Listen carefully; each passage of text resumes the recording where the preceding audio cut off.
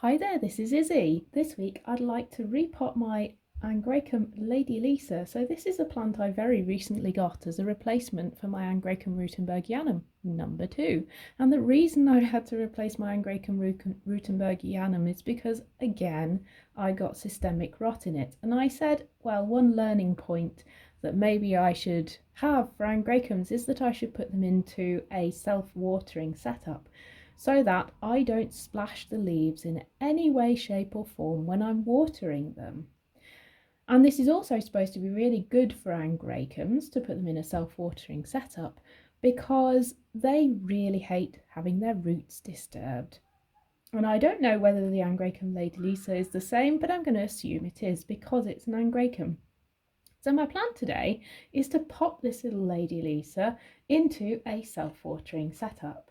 And I've got some leca beads in here that have soaked and are now damp. So I'll be potting her into those. And I've got my a 9cm pot, so matching the one that she came from, with a piece of, I don't know actually what that's actually made of, but a piece of string in there. That's going to be my water wick from a water reservoir up into the media.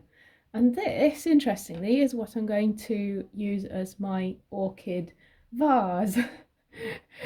But actually, this is a yogurt pot that I was given this morning, and look how well it fits this 9cm orchid pot. That's just such a perfect fit.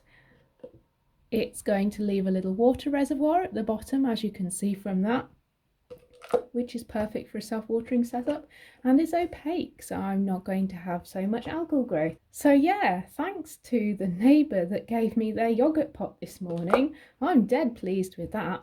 So let's get the Angraecum Lady Lisa out of her pot. She's had a soak, so I'm hoping her roots are nice and pliable and come away from the media easily, and it looks like she is in bark. So it'll be quite a transition over to the clay pebbles, but we'll see how she goes.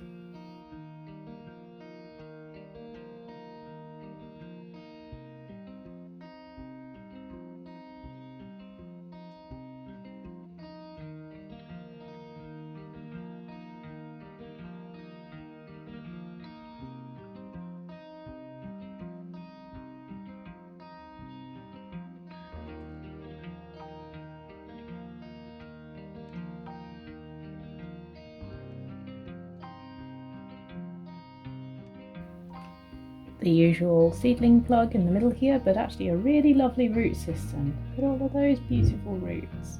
They're finer than I expected from the smaller Angraecums I had that had bigger roots than this, but they're really nice. There's a few dead roots in here and I'll snip those off. They feel a bit hollow, that's one. But most of them are looking quite lively and quite good. So I'll get the last of this medium out of here. Last of this sphagnum moss plug, it looks like, out of here. Clean up the last bits of media off these roots and then get it into the self-watering setup.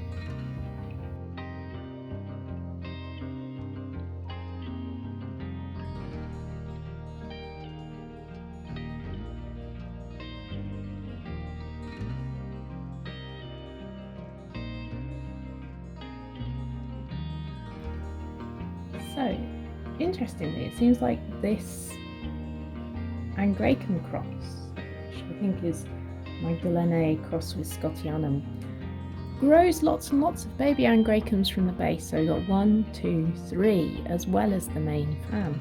And that's quite interesting, but it does mean that I've got lots of small growth that may be prone to rot at the base of this plant.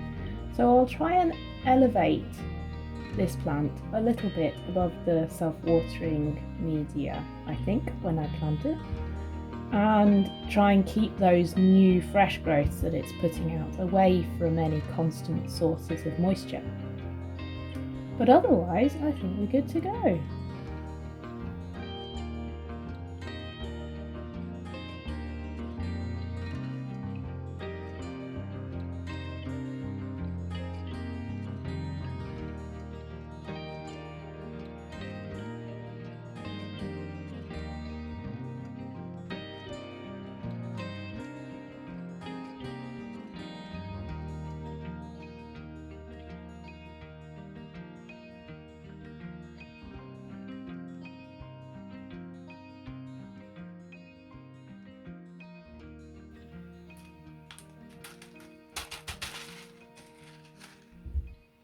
There we go. Great.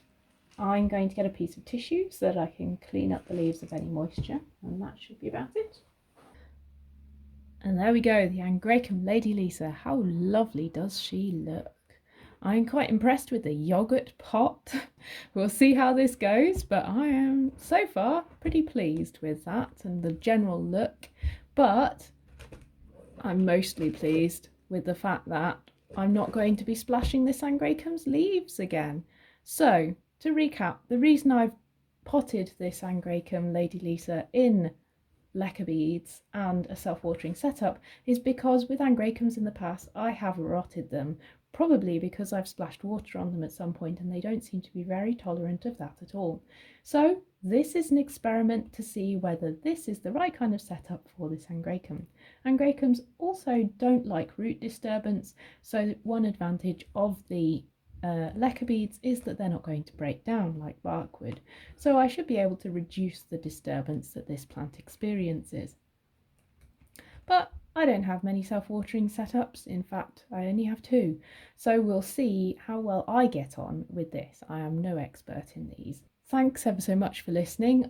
If you've liked this video, give it a like. If you'd like to hear more, just subscribe to the channel, and I'll see you again soon. Bye for now.